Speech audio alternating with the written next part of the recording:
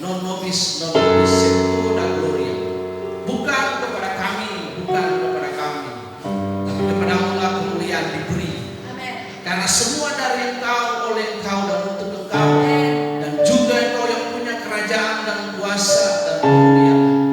Terima kasih Tuhan, segala kemuliaan bagi Engkau di tempat yang maha tinggi dan damai sejahtera bagi kami hari ini yang berkumpul dan percaya di mana 2 dan 3 orang berkumpul Engkau hadir. Kami percaya Tuhan bahwa ibadah itu mengandung janji untuk hari ini maupun akan datang. Tidak ada pertemuan yang sehebat ibadah kami Tuhan. Tidak ada pertemuan yang sehebat ibadah Kristen dalam nama Yesus. Ada banyak pertemuan-pertemuan yang kami ingin hadiri Tuhan, yang diselenggarakan oleh orang-orang hebat, mungkin oleh presiden, oleh ratu, oleh raja, oleh orang-orang hebat Tuhan. Tapi pertemuan kami hari ini, Sang Pencipta hadir bersama-sama dengan kami. Allah hadir bersama-sama dengan kami Tuhan. Di dalam nama Yesus kami berdoa dan mengucap syukur Tuhan. Firman hari ini yang akan kami dengarkan, akan kami belajar dan akan kami perkarakan. Kami tahu maksud firman bahwa segala tulisan yang diilhamkan Allah bermanfaat hari ini, pagi hari ini, siang hari ini, bahkan yang akan saya kembangkan mengandung Tuhan yang berkata bahwa segala tulisan yang diilhamkan oleh Allah menuntun kami kepada kebenaran, membawa kami kepada kebenaran, menyatakan dosa dan memperbaiki kelakuan kami supaya kami menjadi serupa Kristus. Di dalam nama Yesus dimatikan oleh pendengaran dan pendengaran akan firman Tuhan. Seperti Maria kami mau belajar Tuhan. Di dalam Lukas 10 ayat 42 berkata, "But Mary was sitting on the feet of Christ Jesus and came to hear what Jesus says to her." Demikianlah Maria duduk di kaki Tuhan dan mendengarkan Tuhan Yesus berbicara. Berkati kami dan urapi kami Tuhan di dalam nama Yesus. Biar perkataan-perkataan Allah saja, firman saja yang kami sampaikan. Tidak ada kesaksian manusia yang menonjolkan diri organisasi, menonjolkan pengalaman pribadi. Tetapi hari ini figur Yesus yang dinyatakan di dalam ibadah jemaat ini. Figur Yesus yang mempesona kau, yang membuat kami takjub Tuhan, yang membuat kami berkata wow dalam hidup ini.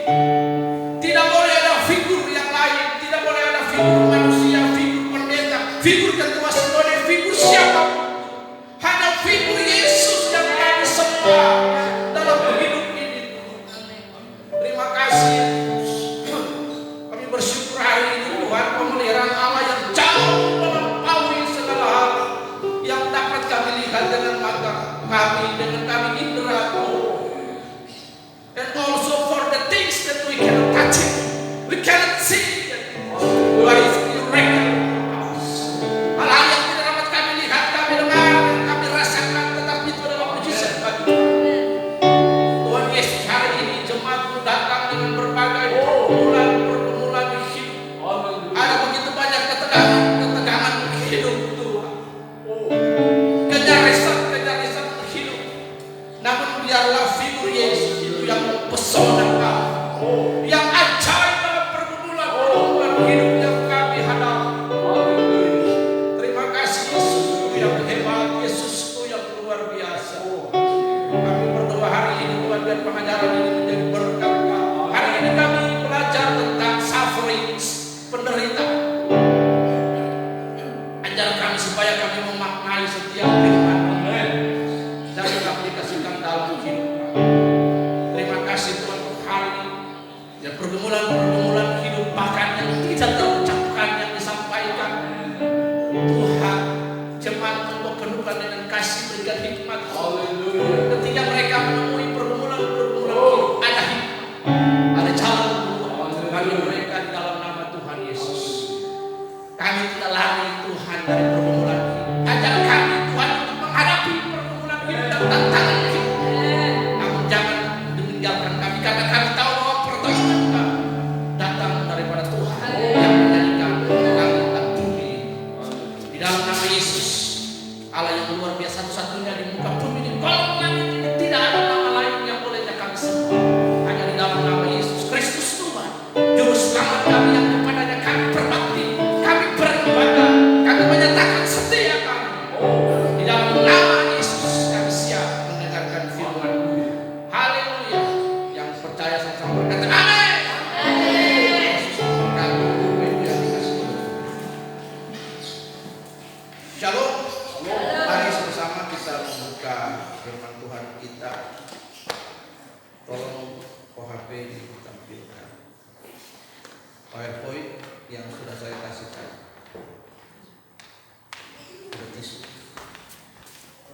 tisu.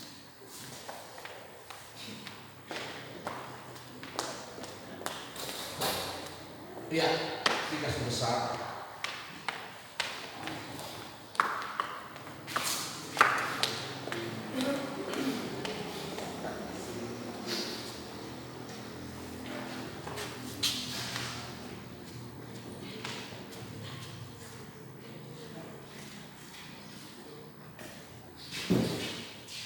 Baik Bapak Ibu Saudara yang dikasihi oleh Tuhan, mari kita sama-sama membuka Alkitab kita di hari ini. Kita belajar dari kebenaran firman Tuhan yang sudah disiapkan. Ada yang jatuh. Ya, naik lagi slide yang baru. Ya. Ya. Hari ini tema kita adalah penderitaan menurut persepsi Alkitab dan berkatnya. Bapak Ibu yang dikasihi oleh Tuhan, pendahuluan umum bagi kita hari ini, pada prinsipnya berkat dan penderitaan selalu ada dalam hidup kita. Pertanyaannya mengapa? Karena Pengkhotbah pasal 3 ayat 1 berkata segala sesuatu ada waktu. Segala sesuatu yang hidup di muka bumi ada masanya, ada periode. Tetapi Allah tidak ada periode. Allah kai alfa tu omega. Allah kekal dari awal sampai akhir. Tidak terikat oleh ruang dan waktu. Dia ada di luar waktu, dia ada di dalam waktu, dan terlibat untuk menyatakan kebaikan bagi setiap kita yang percaya kepadanya. Bapak Ibu yang dikasihi Tuhan, seringkali dalam perjalanan kekristenan kita punya persepsi yang keliru terhadap penderitaan yang kita hadapi, terhadap proses hidup yang kita hadapi. Persepsi itulah yang perlu kita luruskan, yang perlu kita benaki, yang perlu kita dudukkan pada tempatnya, supaya kita punya pengertian yang selaras, sejalan, semakna, sederap dengan Injil. Artinya persepsi kita, pengertian kita itu harus sama dengan apa yang dikatakan oleh Injil. Karena segala sumber penalaran kita itu bersumber daripada Alkitab sebagai firman Tuhan. Bukan saya sebagai firman Tuhan, tetapi seharusnya mutlak menjadi ideologi kehidupan Kristen kita. Karena itu Bapak Ibu, penderitaan, perspektif pengertian umum tentang penderitaan itu harus kita pahami. Yang pertama, perspektif umum tentang berkat. Yang kedua, perspektif umum tentang penderitaan. Yang ketiga, perspektif Kristen terhadap berkat dan penderitaan. Jadi ada 3 perspektif. Yang pertama, Bapak Ibu yang dikasihi oleh Tuhan, karena berkat dan penderitaan itu selalu silih berganti ada dalam hidup kita, maka kita harus membangun attitude kita, sikap kita, karakter kita, cara pandang kita, pemahaman kita, pengertian kita yang benar terhadap berkat dan penderitaan, supaya kita punya perspektif itu utuh. Yang pertama, Alkitab berkata, jadi dengan iman kita berkata di balik penderitaan pasti ada berkat. Orang di luar sana sering bilang blessing in disguise. Pertanyaan pertama bagi kita, pertanyaan diagnostik pertama bagi kita, berkat apa saja di balik penderitaan itu Bapak Ibu? Perspektif, memperluas perspektif kita, naik lagi terus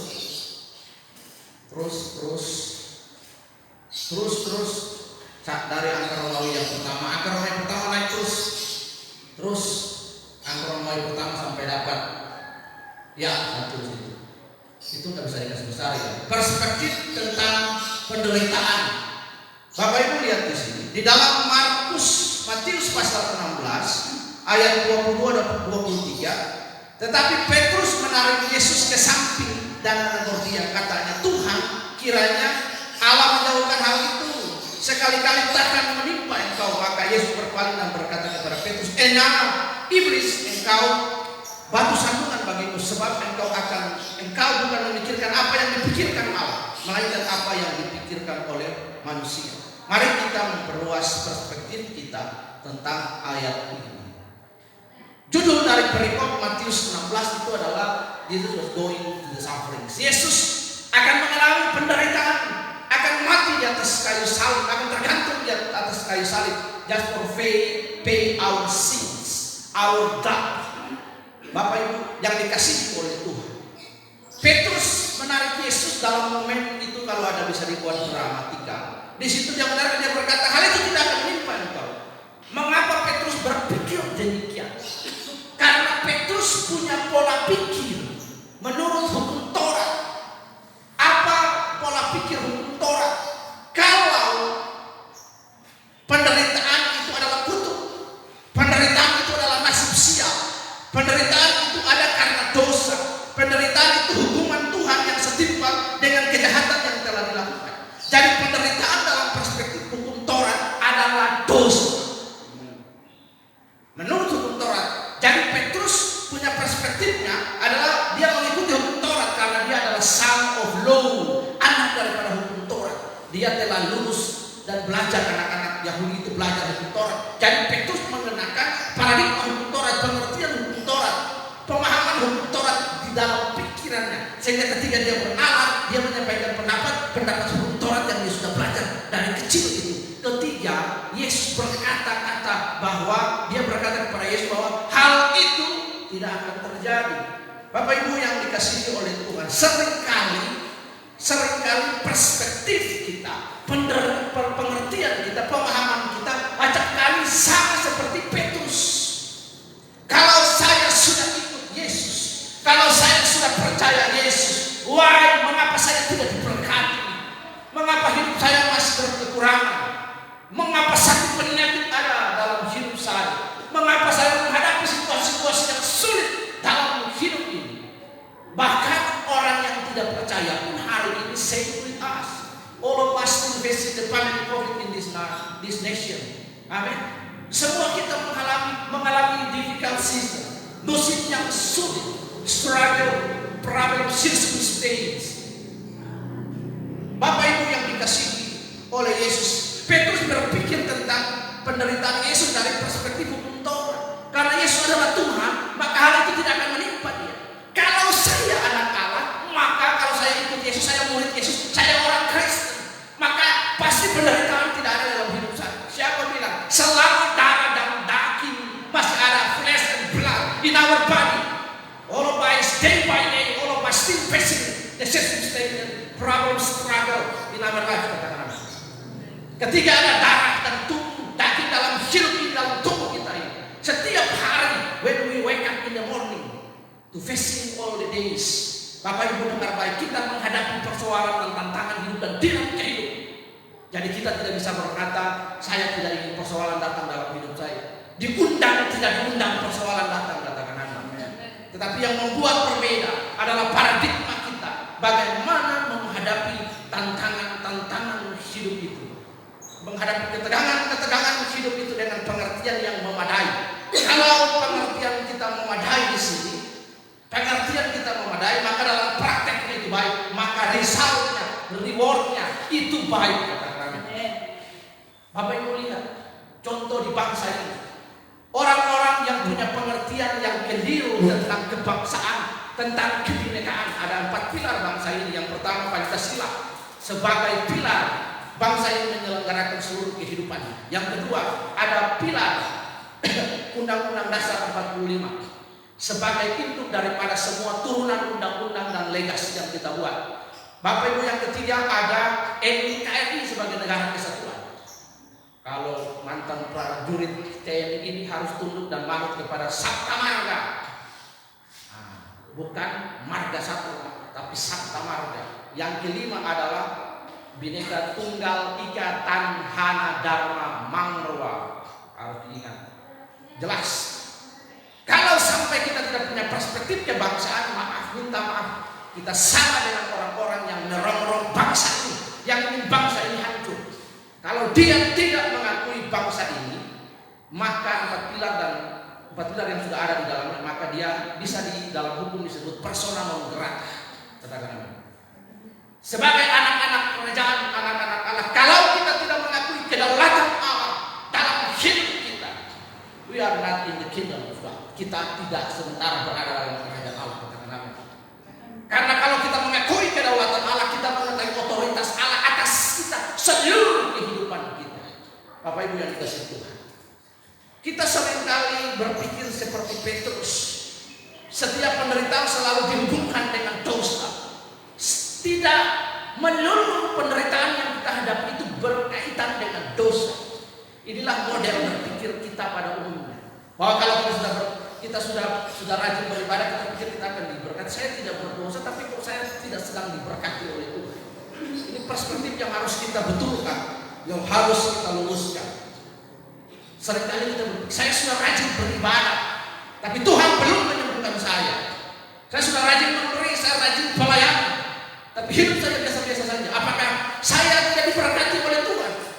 Apakah janji Tuhan bagi saya ketika saya melakukan ini dan itu? Dengar baik. Kalau kita membaca kitab Pengkhotbah pasal 3:15, ada 7 hal yang kontras, Bapak Ibu, yang kita temukan. Ada saat untuk menanam, ada saat untuk mencabut, ada saat untuk tertawa, ada saat untuk sedih. Ada 7 hal yang berbeda dari 14 hal. 7 hal, 1 hal yang saling bertentangan. Ada 7 hal yang bertentangan. Bapak Ibu, 7 berbicara tentang the perfect number. Artinya bahwa dinamika hidup ini sudah diatur oleh Tuhan. Katakan amin. Dinamika hidup kita harus siap setiap saat. Allah ada di dalam waktu, Allah ada di luar waktu. Dalam proses kita hidup mengiringi Tuhan, Bapak Ibu, kita harus tahu bahwa penderitaan itu dihadapi juga oleh anak Tuhan. Bahkan orang yang paling saleh sekalipun, Ayub. Kalau kita berkata tidak ada orang yang seperti Ayub, yang saleh, yang menjauhi kejahatan, tidak ada hal yang buruk padanya. But Job fall in the sufferings. Ayub jatuh ke dalam penderitaan. Dia berpikir dalam kesuciannya dia dapat menggugah Allah.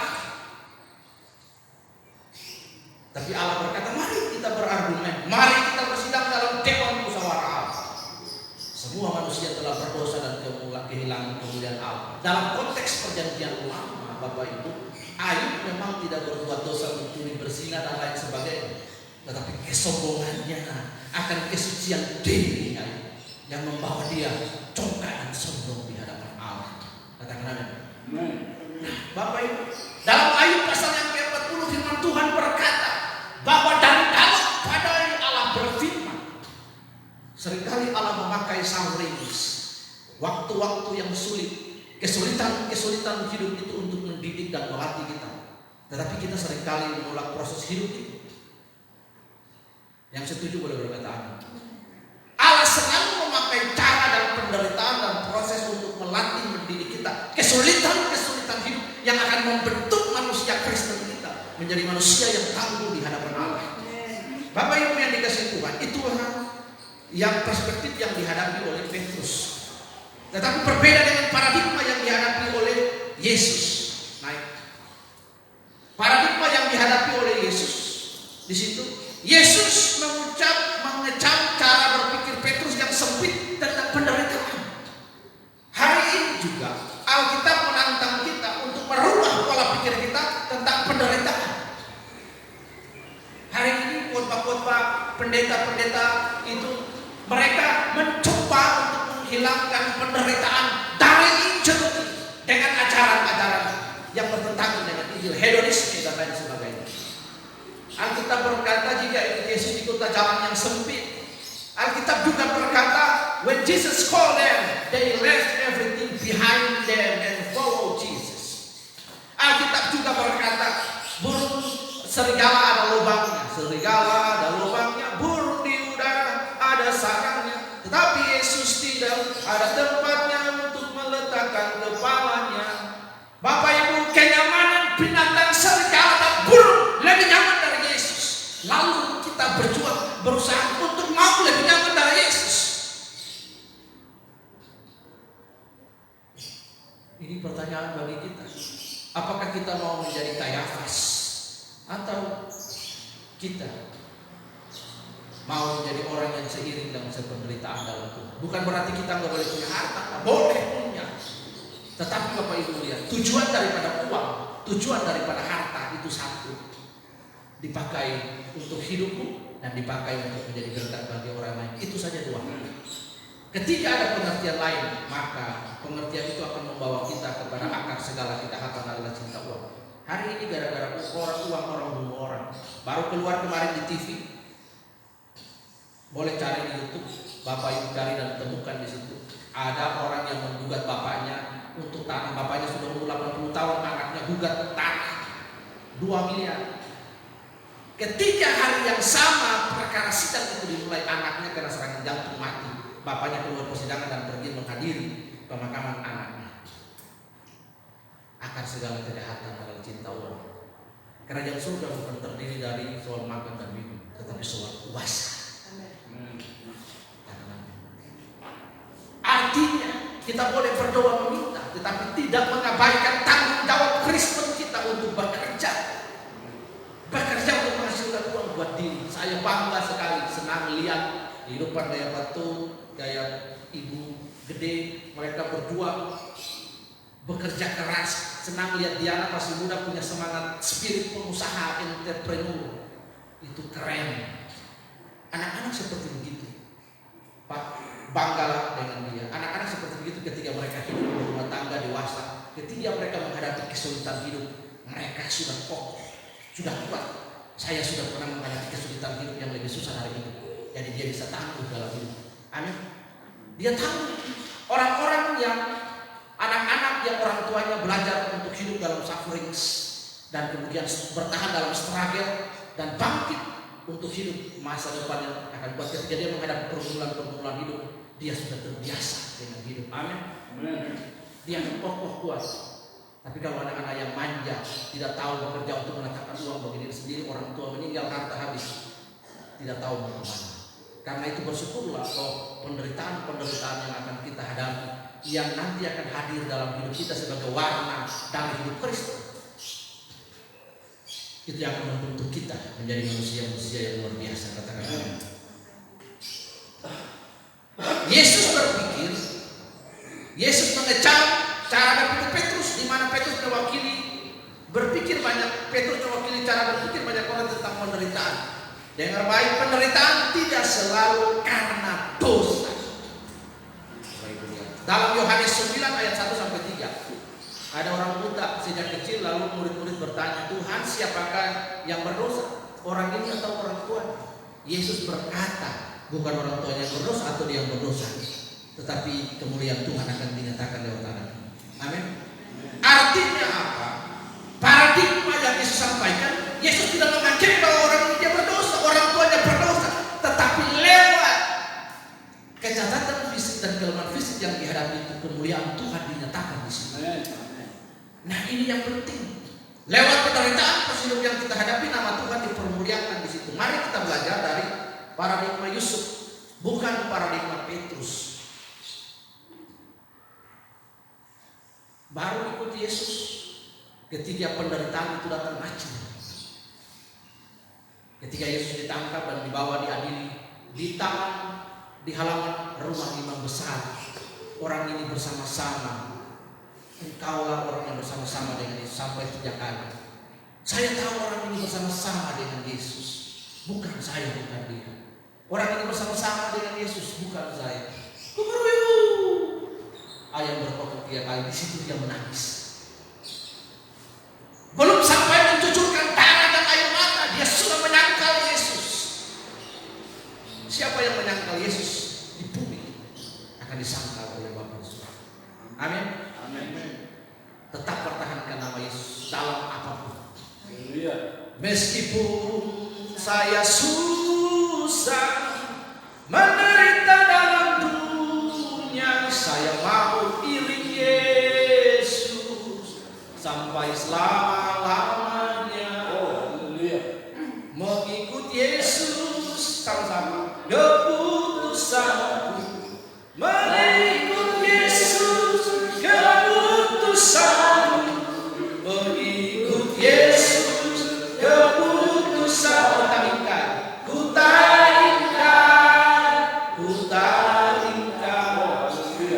Bapak Ibu, biar lagu ini menggema bagi kita. Bapak Ibu dengar kisah tentang Yusuf. Yusuf dijual, Yusuf difitnah, dijual, dicampakkan ke dalam penjara. Melalui proses Tuhan, Yusuf bertumbuh dan memiliki paradigma yang benar. Yusuf satu punya kesempatan dan peluang untuk apa? Menghabisi saudara-saudaranya yang 11 itu, yang 10 adiknya satu Benjamin, yang 1000 dengan dia. Dia punya peluang. Itu kalau manusia logis normal itu dihabisi saudara-saudaranya. Bapak Ibu perhatikan, kata musuh itu berasal dari bahasa Latin yang artinya inimikus. Dari kata inimikus ini turunlah kata enemy atau musuh. Kata musuh itu artinya orang yang menghancurkan hidup kita. Orang yang senang dia menghancurkan hidup kita, tidak tersisa. Nah, kalau orang yang menghancurkan hidup kita itu dia tidak layak hidup, dia pantas dihabisi. Itu logika umum. Ketika ada peluang dan kesempatan bagi Yusuf untuk membalas dendam, maka Yusuf memilih tidak membalas dendam. Makanya Bapak Ibu perhatikan dengan baik. Pengertian yang benar dari mengampuni itu adalah mengampuni itu saya memilih untuk tidak membalas. Saya memilih untuk tidak melakukan hal yang sama. Itu benar. Bukan mengampuni itu melupakan. Yusuf tidak melupakan perbuatan saudara-saudaranya kok. Dia ingat, tapi dia punya pertanyaan berbeda. Dia memilih untuk tidak membunuh, tidak membalas. Daud juga sama. Yusuf dikejar oleh Saul, tetapi yang terjadi di situ, Daud berkata biarlah Allah yang menghakimi dia. Nah, kata jangan menghakimi di situ harus punya pengertian yang benar. Jangan menghakimi itu artinya Daud memilih tidak membunuh Saul karena Daud punya perspektif yang benar bahwa Saul itu diurapi oleh Tuhan sekalipun roh Allah sudah hilang dari dia, undur dari dia. Zaman perjanjian baru roh Allah itu hinggap temporer, hari ini Roh Kudus permanen dalam hidup saudara dan saya. Bapak Ibu lihat di sini. Jadi Yusuf berkata, saudara-saudaranya berkumpul dan takut. Yusuf telah menjadi perdana menteri, nanti dia akan membunuh kita. Yusuf berkata, memang kamu telah mereka-rekakan perkara yang jahat terhadap aku, tetapi Allah mereka-rekakannya dengan maksud seperti yang terjadi sekarang ini, yakni memelihara hidup suatu bangsa. Kejadian 50 ayat 20. Jadi penderitaan yang Yusuf alami, difitnah, dibenci 10 saudaranya, dibuang ke dalam sumur, dijual, ada di dalam penjara tersiksa, dituduh oleh Potifar, dimasukkan lagi. Bapak Ibu bayangkan penderitaan yang dia alami. Hari ini kalau ada orang seperti begitu, kalau ada kesempatan untuk balas dendam, mungkin dia akan balas dendam. Tapi Yusuf melihat bahwa semua peristiwa yang dia hadapi itu adalah cara Allah untuk memelihara keluarganya, katakan.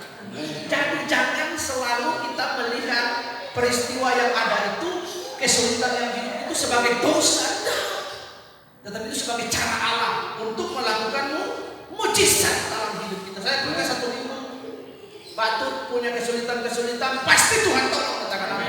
Mungkin pendeta tidak bisa tolong, tapi Tuhan buka jalan, katakan. Pendeta tolong terbatas, tapi Allah yang disembah oleh Pak Kebenaran, Allah yang hebat. Ini yang pengertian kita harus benar. Yusuf punya paradigma, memang kamu telah menyakiti saya. Suatu hari Bapak Ibu saya berdebat dan berdiskusi dengan sebuah perkumpulan besar hamba Tuhan. Itu terjadi karena saya punya prinsip, saya tidak mau menerima dana yang harus membuat saya menandatangani dan menyatakan bahwa saya miskin. Sekalipun saya mungkin sederhana, tapi saya tidak miskin. Saya kaya. Terjadi. Lalu dalam grup diskusi itu terjadi pertentangan pikiran pertentangan pendapat yang tajam sekali di situ.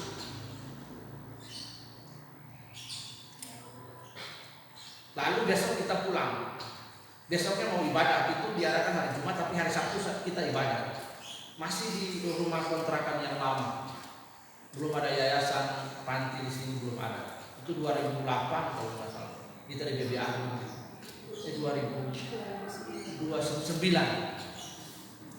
Ketika saya dulu mempersiapkan firman Tuhan untuk perjamuan, saya ribut dengan Bapak Pendeta.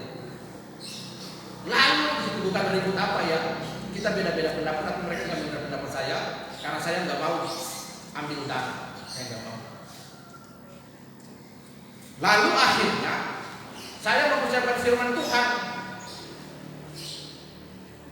mau perjamuan besok, Tuhan ngomong di telinga saya dengar, munafik. Saya sadar saya langsung tutup Alkitab, saya bonceng istri.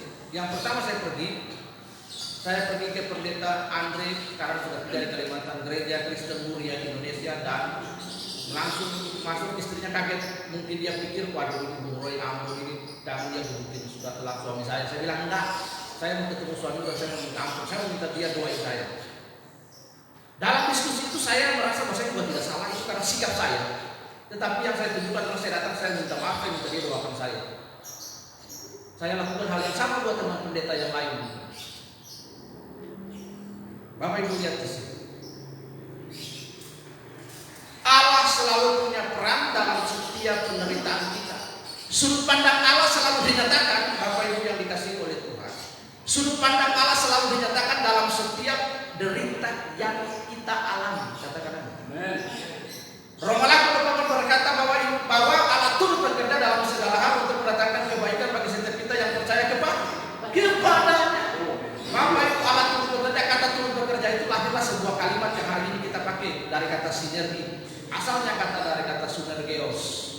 Sunergeos itu Allah menghubungkan, mengkoneksikan waktu satu tempat, orang-orang, sumber resource, menggabungkannya menjadi sebuah momentum bagi kita. Dan sekalipun kita menghadapi peristiwa-peristiwa hidup, sakit, sembuh, itu adalah dinamika dalam hidup kita. Katakan amin. Nah, ini yang perlu bahwa Allah dalam berbagai peristiwa ini. Apakah peristiwa yang baik? No. Tapi juga peristiwa-peristiwa ketegangan hidup. Allah menuntun kita seringkali melewati padang gurun, kita harus bersyukur dia. Tetapi ada waktu di mana Allah sebagai Bapa itu menuntun kita melewati padang rumput hijau. Hari ini padang gurun, besok padang rumput hijau, besok padang rumput hijau, lusa padang gurun. Habakuk berkata bahwa sekalipun kamu domba terkalau dari kurungan, tetapi aku akan beria-ria kepada Tuhan. Hidup kita, amin. Tidak tergantung, jangan jadi Kristen mutan, Bapak Ibu. Iya, kalau Tuhan berkati saya, haleluya. Tuhan tidak berkati saya mulu. Nah, lagu slang itu ada benarnya juga. Makan, tidak makan, yang penting kumpul. Makan, tidak makan, itu tidak mengurangi kita untuk mengasihi Tuhan. Katakan amin. Ucapan syukur atas sayur nasi dan tempe, itu juga harus ucapan syukur atas spaghetti dan saya makan yang besar, yang wow, yang mewah, rasanya dan lain sebagainya. Bapak Ibu, ini perspektif kita. Yusuf mengakui bahwa saudara-saudaranya telah membuat dia menderita. Iya, dia mengakui bahwa yang kalian buat itu saya. Tetapi Yusuf melihat ada peristiwa lain bahwa karya Allah di balik apa yang dia alami. Kalau ada orang menyakiti saudara, lempar tai kuda ke wajah, bersyukur nanti kuda itu akan datang di wajah. Bukan berarti tai kuda benar, maksudnya orang lempar tai kuda itu maksudnya orang fitnah kita, orang gosip kita, orang menjelekan kita, atau orang membuat jahat dengan kita. Bersyukur. Katakan amin. Itulah kesempatan bagi kita mengekspresikan kasih Yesus, karakter Yesus, kesempatan bagi kita untuk melihat, mematikan manusia daging dan melihat perkara besar dalam hidup. Diharapkan agar masing-masing kita dapat menarik hal-hal yang positif dari setiap penderitaan yang dapat meninggalkan cara berpikir kita. Ayo terus sampai di ada tulisan pelajaran yang penting.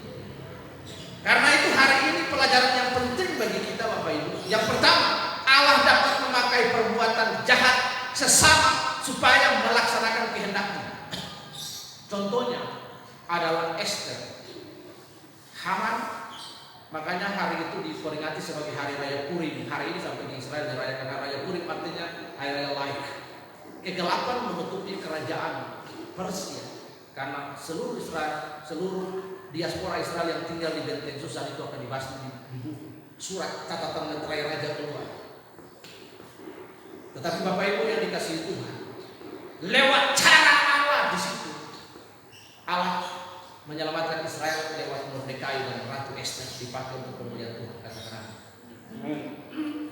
lewat berbagai peristiwa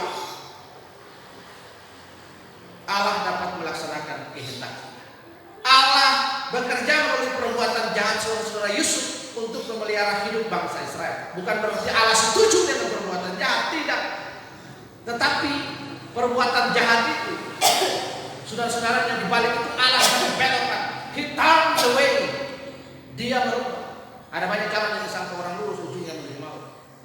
Allah berubah merubah jalan, Allah merubah rencana jahat, Allah merubah rangkaian peristiwa. Mengapa? Because God is in control. Allah mengontrol segala sesuatu, katakan amin, dalam hidup itu. Jadi jangan takut dengan berbagai rekayasa manusia dalam hidup. Percayalah sama Tuhan. Amin. Ya, saya sering memplesetkan lagu ini. Ya, ada lagu tuh. Bapa sentuh hatiku. Alkitab berkata bahwa hati raja-raja adalah tangan Tuhan. Saya memplesetkan lagu ini. Bapa, kalau ada orang yang yang jahat atau apa, saya sering memplesetkan lagu ini. Tuhan saya nyanyi lagu ini aja lah. Bapa remas hatinya. Diremas hatinya. Kan hati manusia itu kan ada dalam tangan Tuhan kan. Saya berdoa dalam nama Tuhan Yesus. Hari ini Pak Gede ada di situ, wajahnya ceria, ganteng, mantap, jamah hatinya tuh. Ngajar suka kita. Pak Gede berdoa dalam nama Yesus, jamah hati orang yang berhutang ke Pak Gede.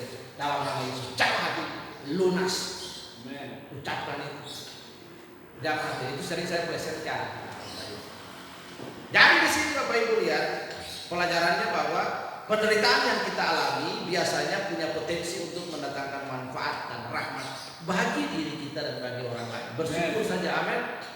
Bahwa penderitaan proses hidup yang kita hadapi ini ada mendatangkan manfaat dan rahmat bagi diri kita dan orang. Yusuf akhirnya terpelihara satu bangsa, bukan? Coba kalau tidak begitu, jadi Allah mengatur, Allah grand design supaya di kemudian terjadi kelaparan. Allah kita tahu ada dalam pengaturan Allah. Ada kelaparan yang nanti terjadi, dipersiapkan dulu. Blueprintnya sudah ada, Yusuf dipersiapkan. Ini adalah tipologi Yesus, Bapak Ibu. Jadi mengampuni itu adalah masih terus mengingat. Jangan ikuti paradigma yang keliru tentang mengampuni. Mengampuni itu melupakan, bullshit. Manusia tidak pernah bisa melupakan.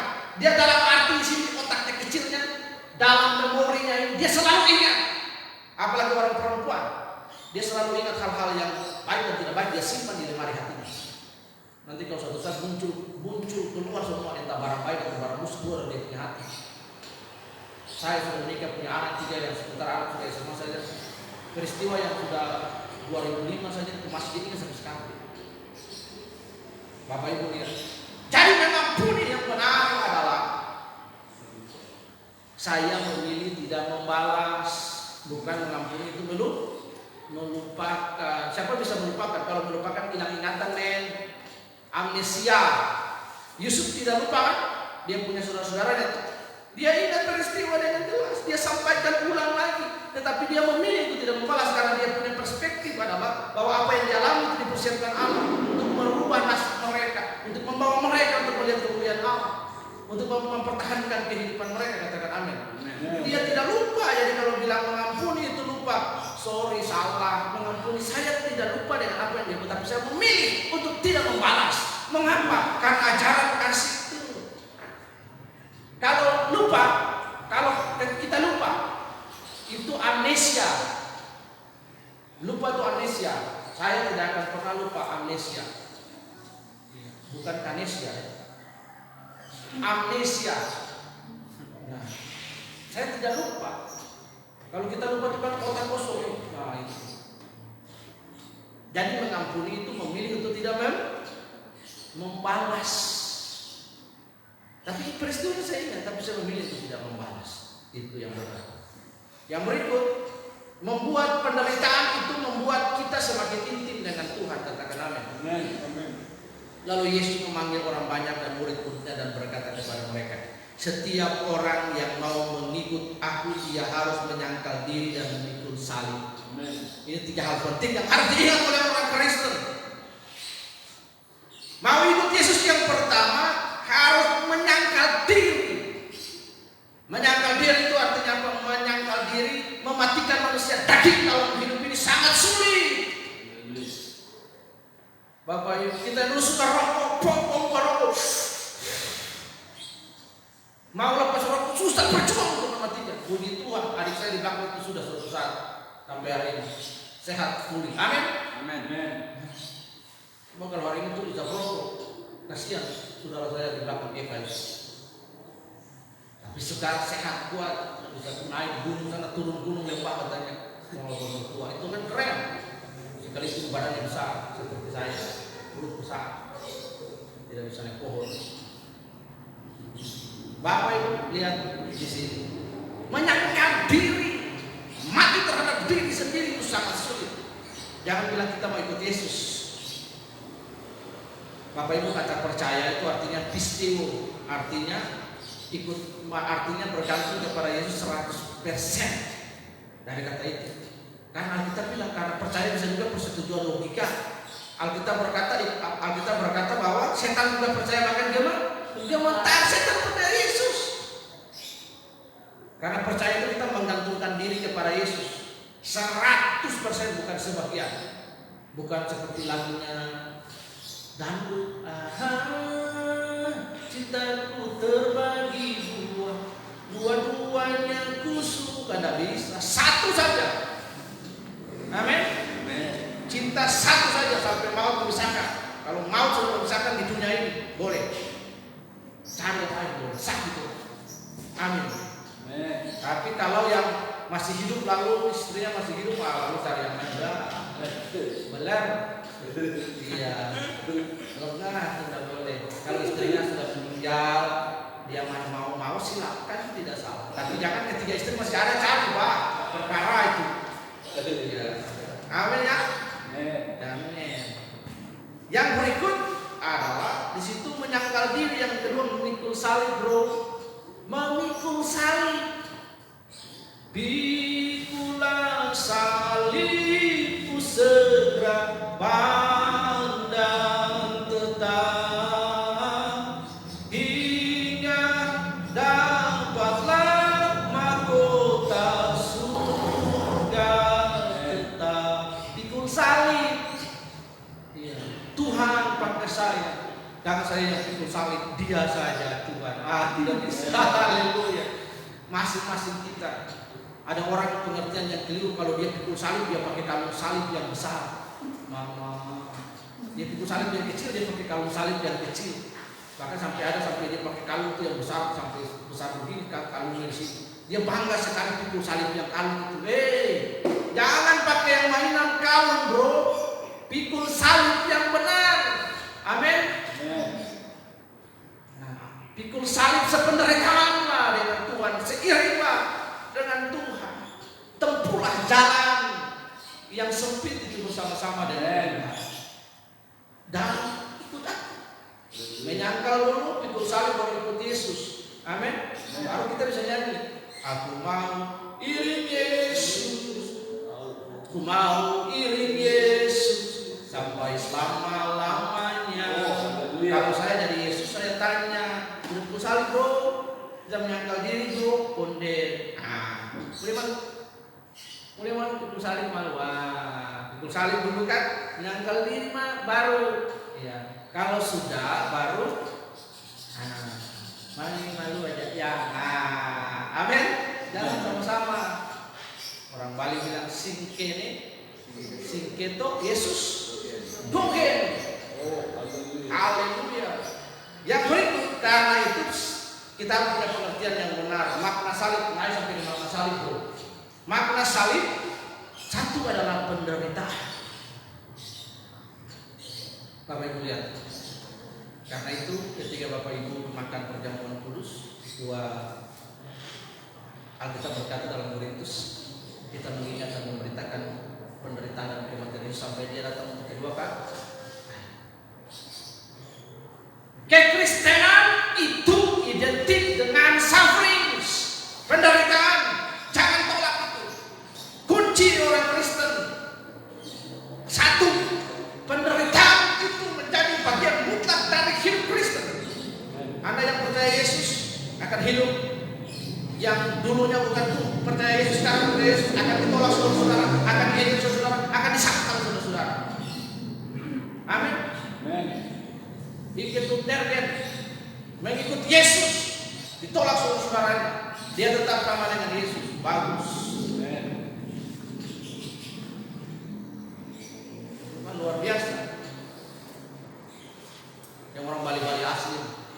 Coba kalau kalian percaya Yesus, keluar. Untuk Eka-nya masih disayang sama bapak karena perempuan satu-satu. Kalau perempuan ada 5, laki 1, masih luar biasa. Mereka masih sayang. Ada yang percaya Yesus kan ditolak, gak ada yang ngomong sama saudaranya. Hari raya udah boleh pulang. Itu kan proses, Bapak Ibu. Amin. Penderitaan hari ini yang kita hadapi itu akan membuat kita menjadi manusia yang tangguh. Bapak Ibu, ketika kita mengingat proses hidup kita, Alkitab berkata kita sampai belum mencucurkan darah dan air mata. Amin. Pencobaan yang kamu alami, pencobaan biasa yang tidak melampaui kekuatan ketika kamu dicobai ditolong. Baru kita sakit sedikit saja belum keluar darah, belum keluar air mata, kita sudah Tuhan penderitaan. Iya kan? Salibku terlalu berat, aduh, salib saya terlalu berat, saya tidak sanggup. Aku tak sanggup lagi menerima derita ini. Tuhan Yesus. Amin. Haleluya. Amin. Aduh, mengasihi diri sendiri padahal belum mencucurkan darah dan air mata. Tuhan berkata bahwa pedang, bahaya, penyakit, maut, kelaparan, ketelanjangan tidak memisahkan kita dari kasih Yesus. Haleluya. Amin. Iya. Lihat jemaat-jemaat di Roma, mereka mengiring Tuhan. Hari ini kita ibadah pakai dasi, orang di dunia ketiga ibadah sembunyi-sembunyi. Kita ibadah enak.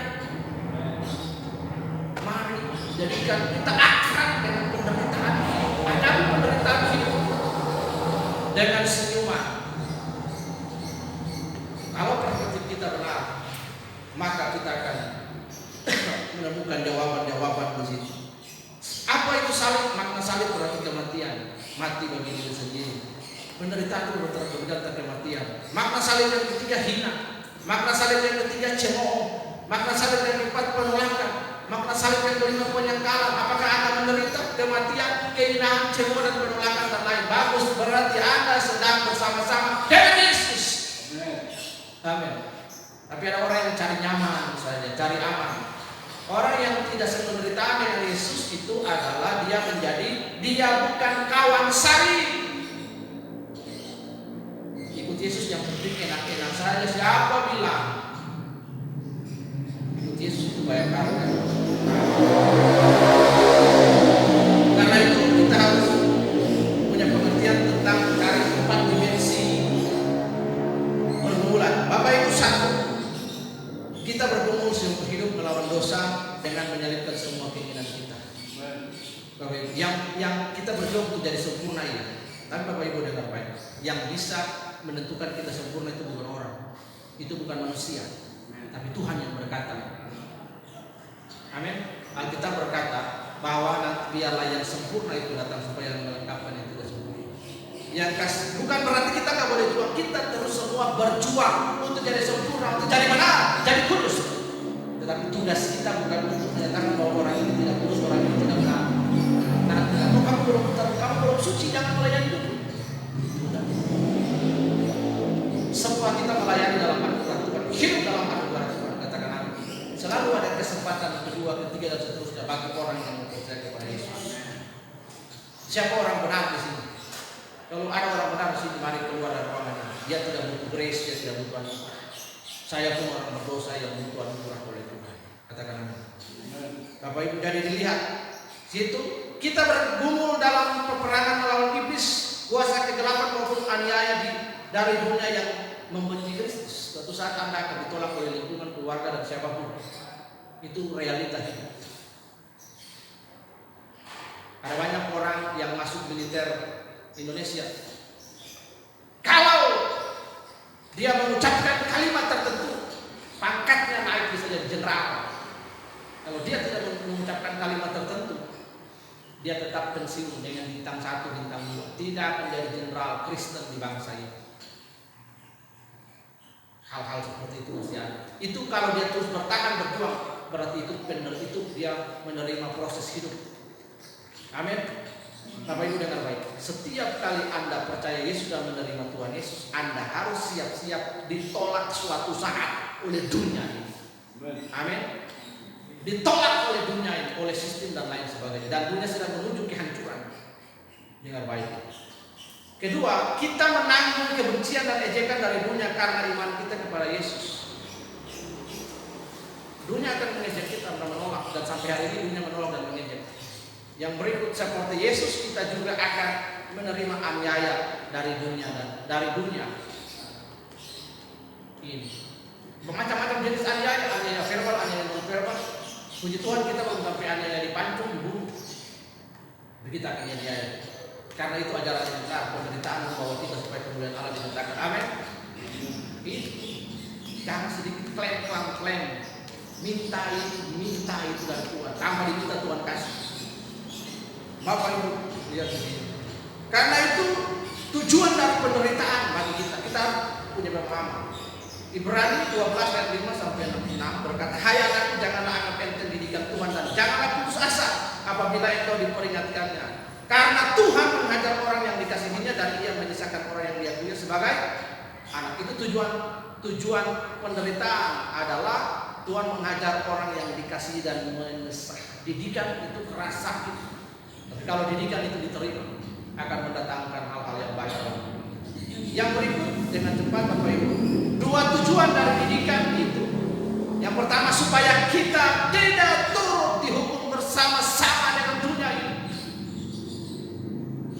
Supaya kita tidak turut dihukum bersama-sama dengan dunia. Yang kedua, supaya kita siap memasuki kerajaan surga menjadi mempelai dan pengantin. Katakan amin. Dua tujuan dari didikan Tuhan dalam hidup ini. Yang berikut, dua akibat dari didikan Tuhan. Kita tetap bertekun dalam penderitaan dengan pimpinan Allah.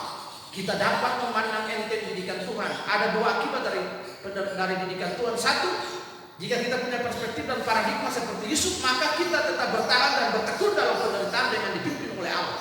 Jika perspektif kita keliru, maka kita dapat memandang enteng didikan Tuhan, memberontak terhadap Dia karena penderitaan, sehingga banyak orang menjadi murtad. Ada seorang perempuan di Ambon, karena dia banyak hutang di Kabupaten Maluku Tenggara sana, dia banyak hutang, lalu akibatnya dia pindah. Dia menyangkal Tuhan Yesus, lalu dia bilang pendeta, padahal dia bukan pendeta. Ada di YouTube, bilang orang tuanya, bapaknya orang Belanda, polisi Belanda, lalu kawin dengan orang Indonesia. Setelah itu bapaknya tugas kembali ke Belanda, lihat kebohongannya untuk menutupi identitas diri. Dia menyangkal Tuhan supaya dia dapat terlepas. Dia tidak mau menderita bersama-sama. Bagi orang-orang seperti begini, maka Bapak akan menyangkal mereka di hadapan Tuhan. Yesus akan menyangkal dan tidak mengampuni. Karena itu Bapak Ibu, ketika ada penderitaan, kita memiliki perspektif Yesus, perspektif Yusuf yang akan menolong kita sehingga kita menjadi dewasa dalam menyikapi penderitaan dan proses hidup. Katakan amin. Mari tunduk kepala dan kita berdoa. Allah Bapa di surga, kami bersyukur untuk hari ini, untuk pelajaran yang sudah kami belajar hari ini Tuhan. Menolong kami supaya kami punya perspektif yang baik dan benar tentang hidup. Bapak yang kami berdoa ketika jemaat-jemaat-Mu yang hadir menghadapi pergumulan hidup, Tuhan tolong mereka supaya mereka punya perspektif sama seperti Yusuf dan Yesus. Melihat bahwa proses yang mereka hadapi itu menjadi sebuah stepping point untuk mereka bertumbuh dewasa dalam pengenalan kasih karunia Allah dan dapat menyelesaikan setiap tantangan proses hidup dengan baik dan benar. Terima kasih Tuhan, bahkan tanpa kompromi mereka terus menjadi bintang dan terang dalam semua pilihan dan keputusan yang mereka kerjakan di dalam nama Yesus. Hari ini mereka datang membawa Tuhan berbagai persoalan hidup. Tuhan saja yang dapat menjawab persoalan hidup itu mereka Tuhan. Beban-beban hidup dan jawaban itu menjadi jawaban atas pergumulan mereka lewat pekerjaan yang mereka kerjakan. Berkati pekerjaan mereka supaya pekerjaan mereka menjadi berkat dan dapat juga menolong kehidupan mereka dan orang-orang lain yang ada di sekeliling mereka. Dalam nama Yesus kami berdoa dan mengucap syukur untuk firman Tuhan hari ini. Berkati kami sepanjang hari. Terpuji nama Tuhan, Engkau yang punya kerajaan dan kuasa dan kemuliaan. Kami sudah berdoa dan mengucap syukur. Haleluya. Sama-sama kita berkata, Tuhan memberkati serahkan kepada Tuhan.